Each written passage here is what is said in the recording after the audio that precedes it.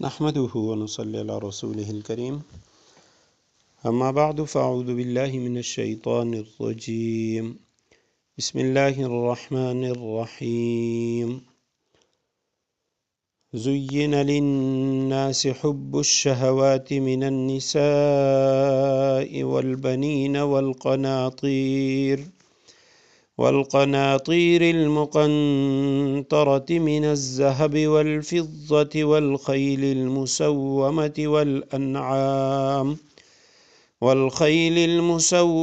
والأنعام والحرث ذلك متاع الحياة الدنيا والله عنده حسن المآب صدق الله العظيم اللهم صل على محمد النبی الامی وعلى آلہ واصحابہ وبارک وسلم۔ سورہ آل عمران آیت کریمہ کا نمبر 14 ہے۔ آیت کریمہ کا ترجمہ یہ ہے: زین للناس حب الشہوات، لوگوں کے لیے ان چیزوں کی محبت خوشنما بنا دی گئی ہے جو ان کی نفسانی خواہش کے مطابق ہوتی ہے۔ من النساء یعنی عورتیں، والبنین بچے، والقناطیر المقنطرۃ من الذہب والفضہ سونے چاندی کے لگے ہوئے ڈھیر، والخیل المسومہ نشان لگائے ہوئے گھوڑے، والانعام چوپائے، والحرث اور کھیتیاں، ذالک متاع الحیات الدنیا یہ سب دنیاوی زندگی کا سامان ہے، واللہ عندہ حسن المآب لیکن ابدی انجام کا حسن تو صرف اللہ کے پاس ہے۔ مفردات دیکھیے، زینا تزئین سے ہے، اردو میں بھی ہم تزئین کا لفظ استعمال کرتے ہیں، یعنی وہ سنوارا گیا، مزین کیا گیا۔ زین للناس لوگوں کے لیے مزین کیا گیا، خوشنما بنا دیا گیا۔ حب الشہوات، حب کہتے ہیں محبت کو، الشہوات مرغوب چیزیں، پسندیدہ چیزیں۔ من النساء خواتین میں سے، یعنی خواتین، والبنین اور بچے، والقناطیر المقنطر قناطیر قنطار کی جمع، قنطار ڈھیر کو کہا جاتا ہے۔ المقنطرہ یعنی قناطیر ڈھیر، انبار، زیادہ مال۔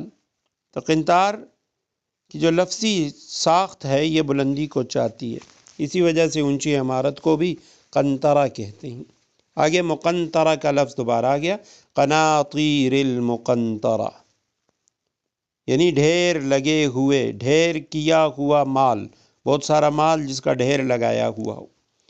الذہب سونا، والفضہ چاندی، والخیل المسومہ خیل گھوڑے، المسومہ نشان زدہ، ممتاز کیے ہوئے، الگ کیے ہوئے۔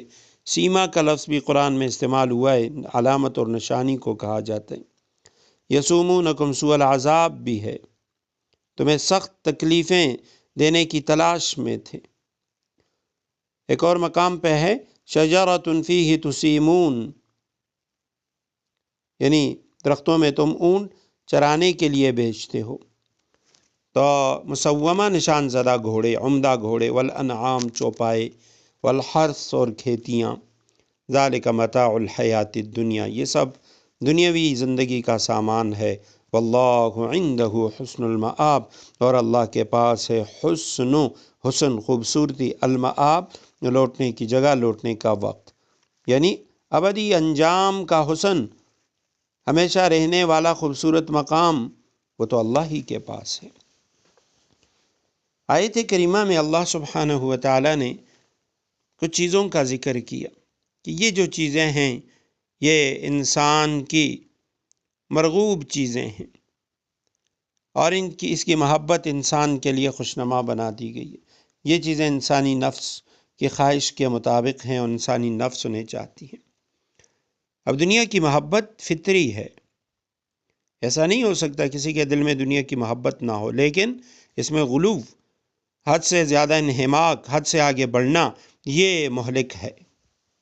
حدیث مبارکہ ہے حب الدنیا رأس کل خطیئہ، دنیا کی محبت ہر برائی کی جڑ، ہر برائی کا سر چشمہ ہے۔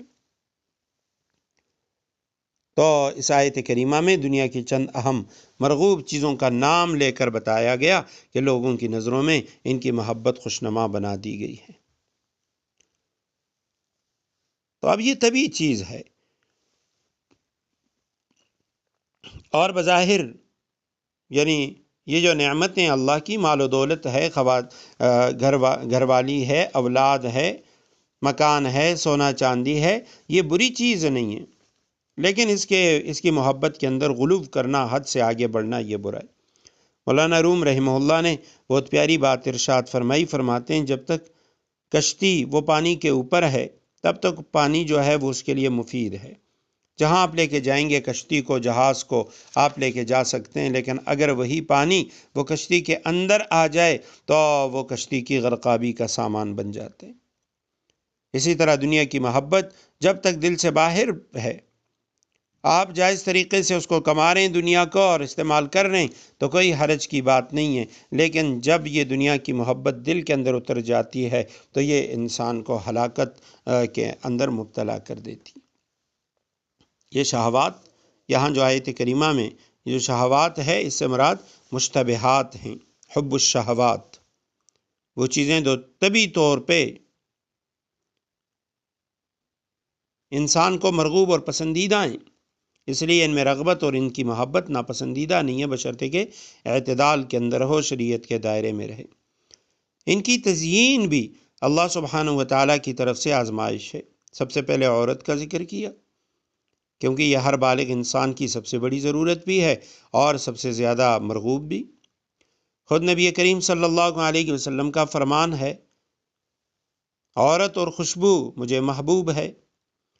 اسی طرح آپ صلی اللہ علیہ وسلم نے فرمایا، المرأۃ الصالحہ، جو نیک خاتون ہے، خیر متاع الدنیا المرأۃ الصالحہ، نیک عورت دنیا کی بہترین متاع ہے، اس لیے اس کی محبت شریعت کے دائرے سے تجاوز نہ کرے تو یہ بہترین رفیق زندگی بھی ہے اور زاد آخرت بھی، ورنہ یہی عورت مرد کے لیے سب سے بڑا فتنہ بھی ہے۔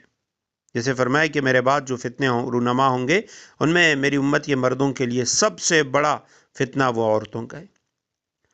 بیٹوں کی محبت یہ بھی فطری طور پہ ہوتی ہے، اگر اس مقصد کے لیے مسلمان کی قوت میں اضافہ، بقا، نسل کی زیادتی ہو تو یہ جو اللہ کی نعمت ہے اولاد کی کثرت، تو یہ اچھی محمود صفت ہے۔ نبی کریم صلی اللہ علیہ وسلم کا فرمان ہے، بہت محبت کرنے والی، زیادہ بچے جننے والی عورت سے شادی کرو، اس لیے میں قیامت کے دن دوسری امتوں کے مقابلے میں اپنی امت کی کثرت پر فخر کروں گا۔ تو اس آیت سے رہبانیت کی تردید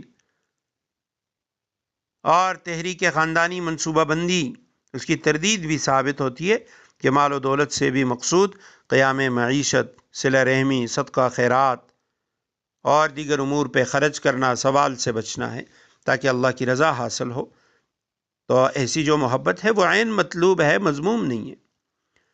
گھوڑوں کا ذکر کیا، گھوڑوں سے مقصد جہاد کی تیاری، دیگر جانوروں سے کھیتی باڑی، بار برداری کا کام لینا، زمین سے اس کی پیداوار حاصل کرنا، یہ ساری چیزیں پسندیدہ ہیں۔ اگر مقصود محض دنیا کمانا اور پھر اس پہ فخر و غرور کا اظہار کرنا ہے، اللہ کی یاد سے غافل ہو کر عیش و عشرت کی زندگی گزارنا ہے، تو یہ سب مفید چیزیں انسان کے لیے وبال بن جاتی ہیں۔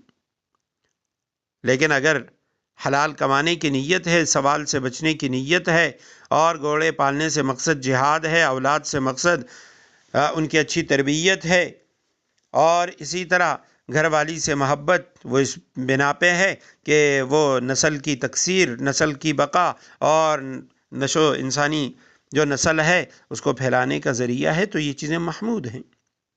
خزانے، سونے چاندی، مال و دولت کی فراوانی، کثرت، یہ ساری چیزیں اگر اللہ کے راستے کے اندر لگ رہی ہیں تو وہ محمود ہیں، لیکن اگر یہ فخر و غرور کا ذریعہ بن رہی ہیں، اللہ کی نافرمانی کا، اور حرام کمایا جا رہا ہے، حرام پہ لگایا جا رہا ہے، تو یہ چیزیں انسان کے لیے وبال بن جاتی ہیں۔